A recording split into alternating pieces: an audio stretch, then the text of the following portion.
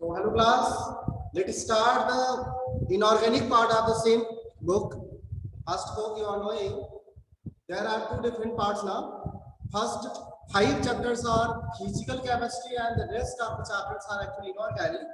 So we are going to start a new chapter from the inorganic section P block. Some of the group of P block already done in the class 11. Boron family and carbon family. And when we enter in the class 12, we are having 4 different groups, 15 to 18, that should be learned here only. That is whole about the P block having us 6 different groups, 2 from class 11 and 4 from class 12. So I am written here some of the elements, actually all the elements of the 15 to 18 group. Let us discuss about these elements. Then we'll start the nitrogen family. Actually, this chapter is all about the nitrogen family and oxygen family. A full detail and explanation of nitrogen family and oxygen families are given in the P block chapter. And there is very few concepts related to the fluorine family and inert gases. So you have to learn more about nitrogen and oxygen family in this chapter one by one. First, let's discuss about this table. Actually, there are some metalite. First, we will start from the metalite. Arsenic. Sometimes books written selenium as a non-metal. Selenium as a non-metal, but actually selenium having a semi-conduction property, due to which I am just taking it as a metalite. So arsenic, antimony, selenium or tellurium along with astatine having a metalite property, Last, bismuth and polonium are metals with a radioactive property. Radioactive metals, they are known. And rest of the elements are known as non-metals.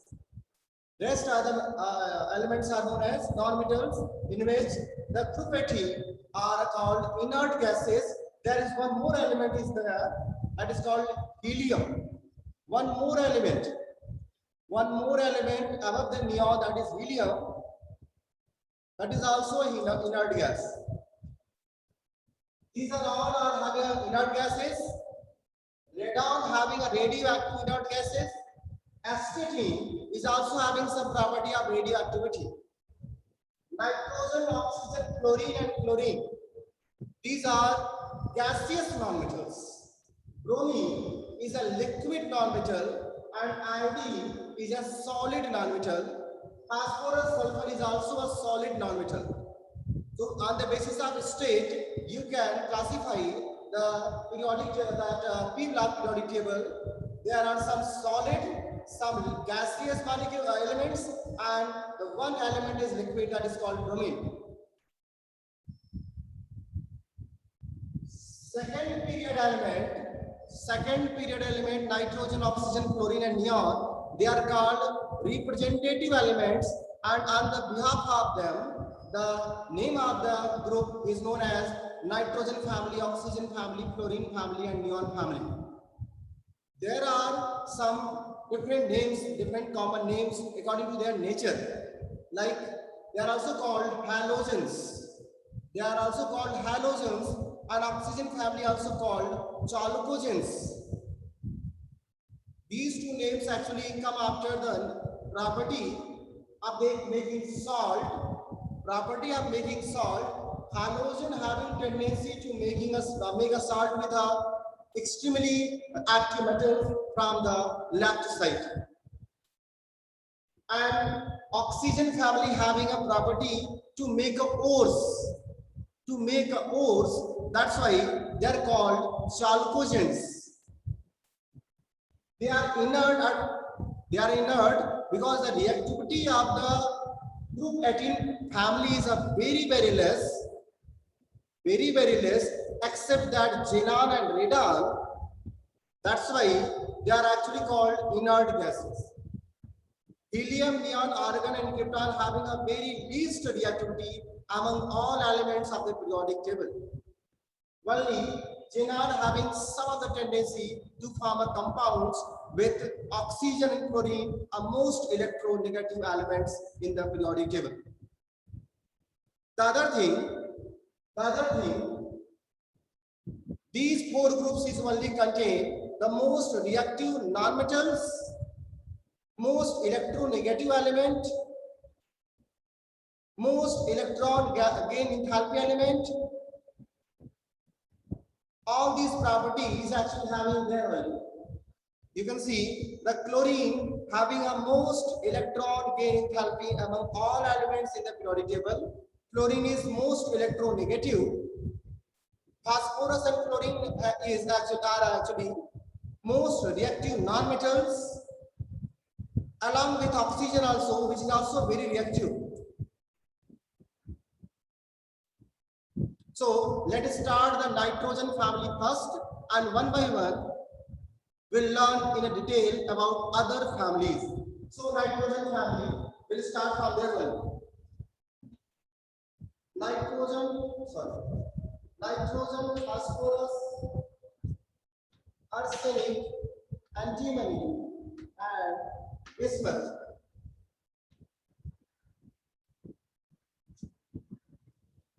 These are solid, and the only nitrogen is gaseous molecule. Only nitrogen is gaseous element. Only nitrogen is gaseous element. The other are solid, as we are knowing.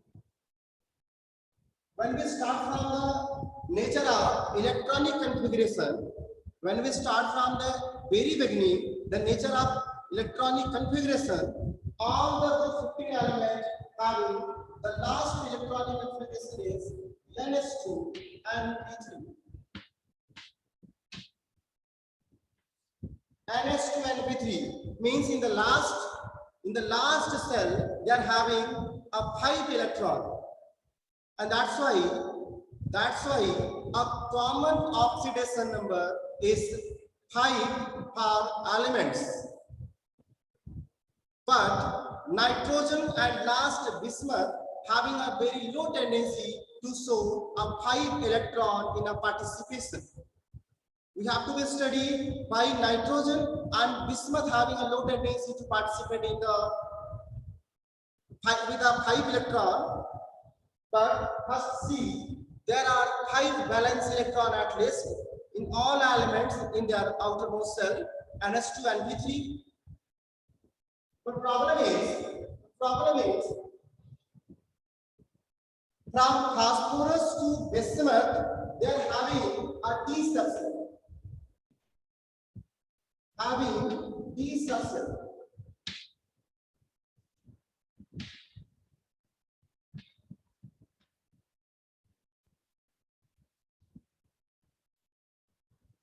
Class, you have to be learned, whenever the elements having D subcell in the outermost cell, they can expand their valency. They can expand their valency and can show a maximum covalency on the basis of the presence of empty D orbitals. Nitrogen has unavailability of D subcells, so cannot expand its octet. The rule of octet is actually strictly followed by nitrogen element in their molecule, but the rest of element can expand its octet because of the some empty orbital present due to D subcells. Let's learn more about this. Suppose according to nitrogen, the configuration is, and phosphorus, the configuration is -2, 2s2, and 2p3, and phosphorus 1s2, 2s2, 2p6, 3s2.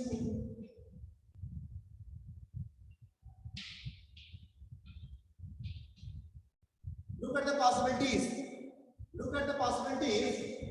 Nitrogen having second cell, that is outermost cell, and phosphorus the outermost cell is actually third cell. Third cell can accommodate 18 electron because of the availability of three different subcells S, P and D, due to which there is a possibility to expand its octet. There is availability of the D subcells in the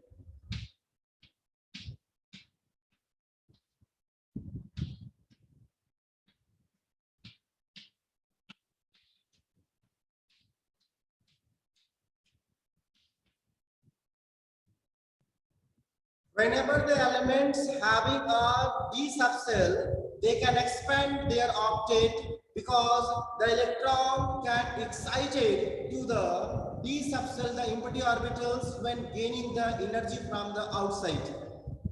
But there should be the availability of the empty D orbitals at least to expand their octet.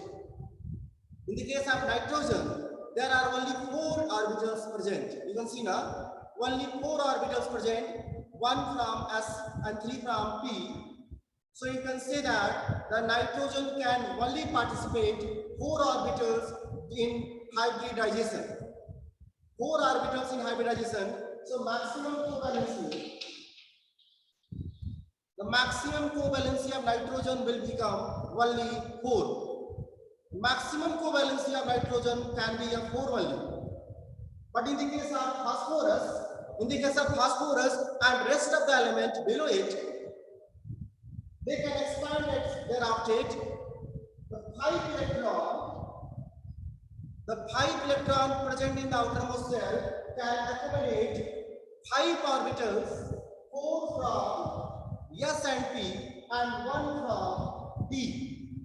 That's why the phosphorus can show a PCl5-like molecule, phosphorus pentachloride, but nitrogen cannot form NCl5. Nitrogen pentachloride is not exist because of the valency. The covalency is 5 in the case of NCl5, and nitrogen has only 4 orbitals.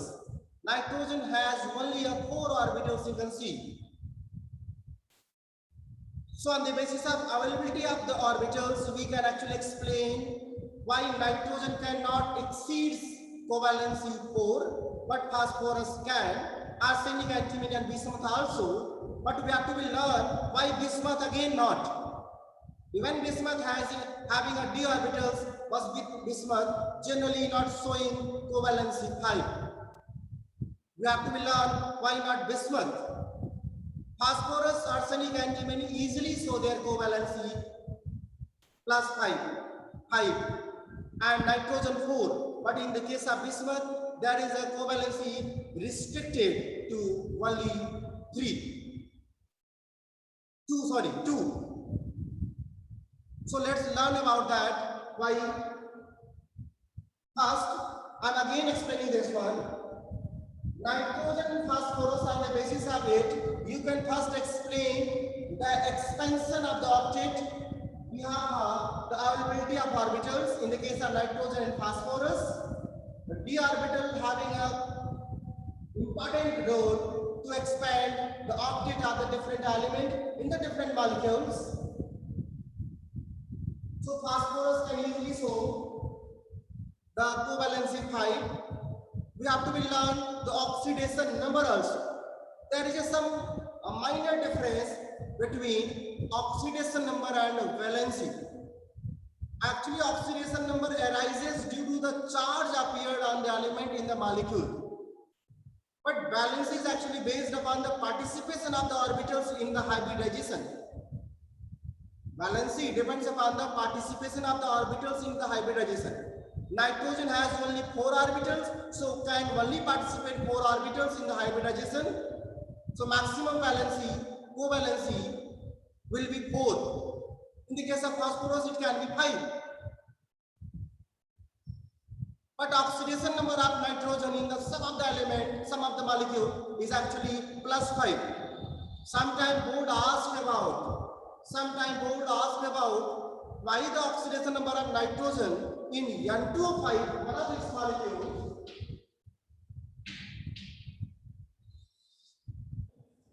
Sometime board asked about in N25 the one of the molecule that actually exists in the nature with a stable existence of the N25.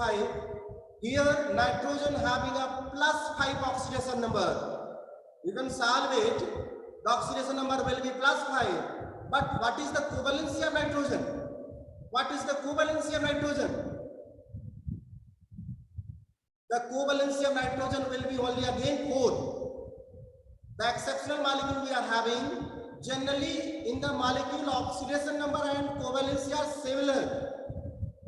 But some of the molecule having the covalency and oxidation number is different because of the participation of orbitals takes place, and in N25 nitrogen has only a 4 covalency but oxidation number is +5.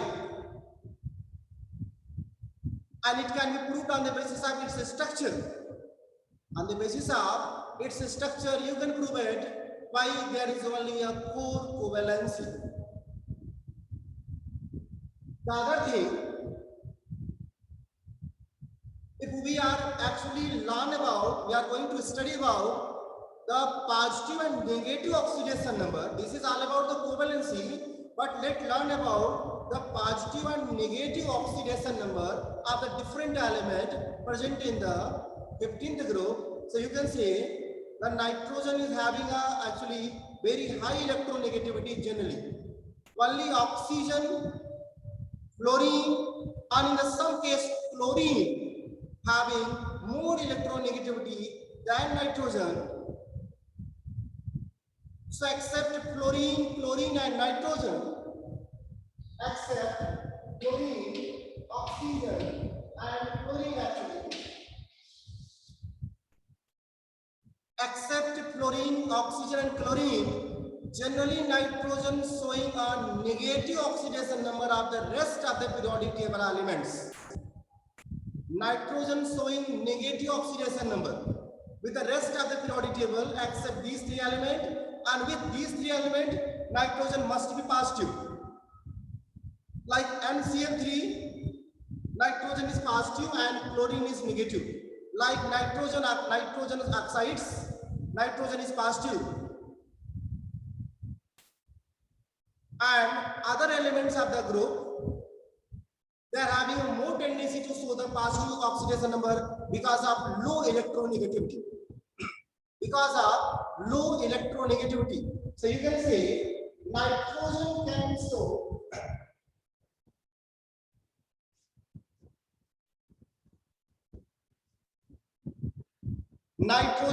show oxidation number from -3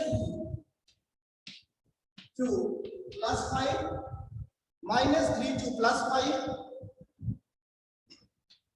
Phosphorus also show -3 to +5. And arsenic, antimony and bismuth, they are showing +3 to +5.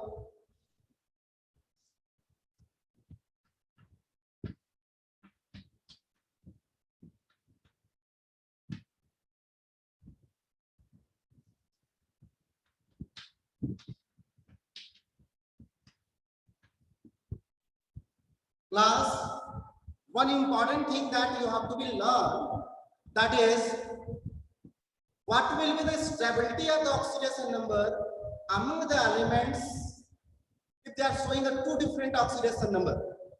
Suppose bismuth can show +3 and +5, and we have a compounds like a bismuth chloride or chloride, BF3 and BF5, or BiCl3 and BiCl5. We are having a tri and penta oxidants of bismuth, antimony, arsenic, phosphorus, and we have to decide which one will be a more stable than the other. So what will be the concept? What will be the concept to learn about the different variable oxidation number? You have to be always learn in P block. When we move down the group, there is poor screening. The screening effect, the shielding effect, when we move down the group is become poor because of addition of the substance like D and F. Many times I explained it. There is a different course of cells which are having a different penetration effect, shielding effect, or screening effect, and on the basis of that, we actually explained why the elements having a different stability and different oxidation number. If the elements having 2, 3, or 4 cells, if the elements having generally 2, 3, or 4 cells, they are having actually a good screening because of the inner subcells like S and P. But as we move down the group, number of cells are added in the elements. They are having a D subcells, they are having a F subcells, which are having a poor screening due to distortion of electronic density around the nucleus. What does it stand for? Let it clear first. Actually, the S subcell, P, D, and F, if you study about the screening, the S is spherical, you are knowing. The P is a single dumbbell shape, D is a double dumbbell shape, and F is a complex structure of electronic density, but there is a distortion of electronic density. As we enter in a S to P, P to D, and D to F, the electronic density become more distorted. Distorted means the electronic density will be actually less compact, more dense electronic density in the S, and the density will become low as we move from S to F. Low density of electrons, always having a low screening effect, because the nucleus which is covered by electrons, generally hindered the nuclear charge applicable on the outer electrons. Always the nucleus actually, suppose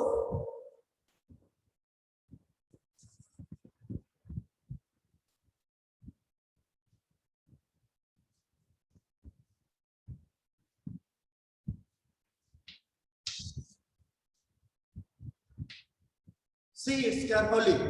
Suppose this is electronic density, this is the outer electron which should be participating in the different molecule formation that will decide the oxidation number and valency and stability also, and this is the nucleus.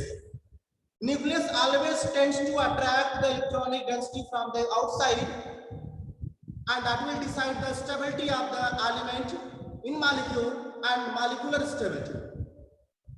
If there is a good attraction force, the overlapping bond will become more stable. Simply, good attraction force, the overlapping bond will become more stable. But the inner cells and subcells hindered the nuclear charge from the nucleus to electron. And just see, if this electronic density will become a more dense electron density, so there will be a more screening.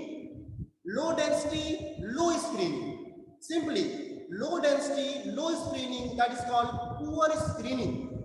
Poor screening causes more nuclear force applied on electrons. That causes a more nuclear force, more nuclear charge. So simply you can say poor screening, more nuclear charge. Poor screening, more nuclear charge. More screening, poor nuclear charge.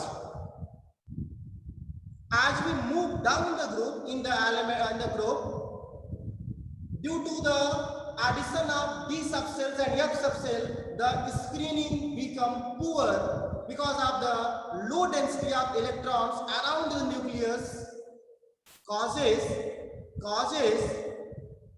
the electron from the P subcell participate more easily than the electron from the S subcell. That is the one of the term we are actually used, that is called inert pair effect. Class, inert pair effect. Let's learn about that.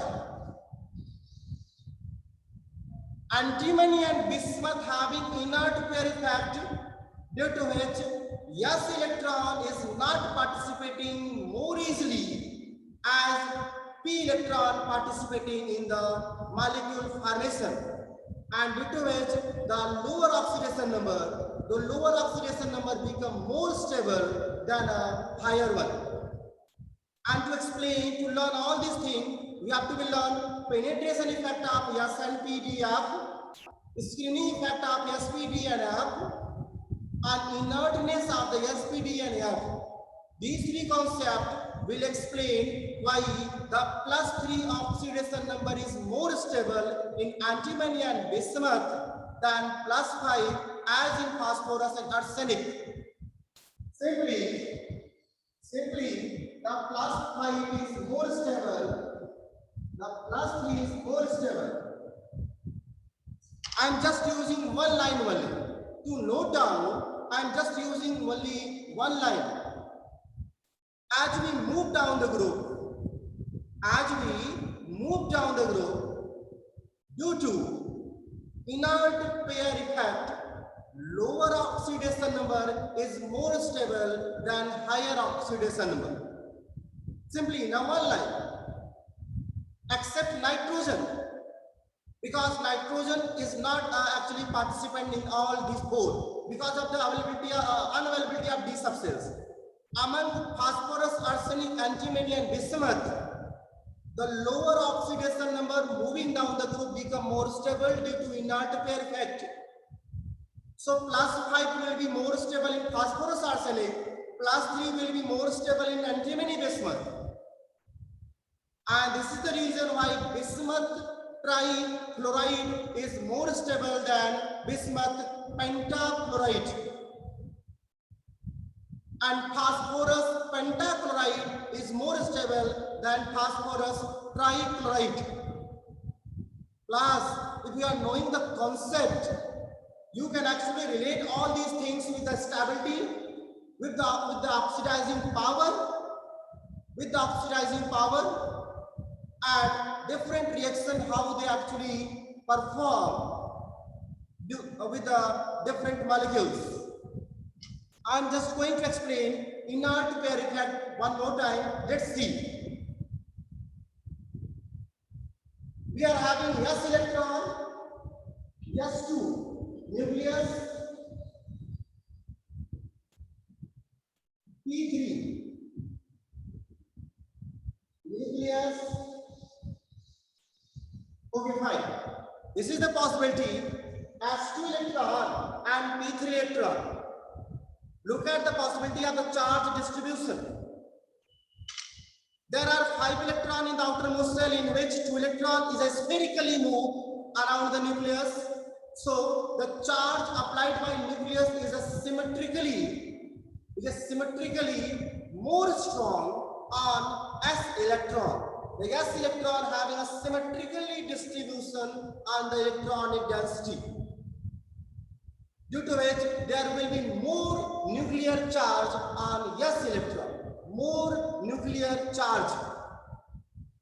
But in the P electron, there is only a dumbbell shape, due to which there is a low symmetrical charge applied by the nucleus.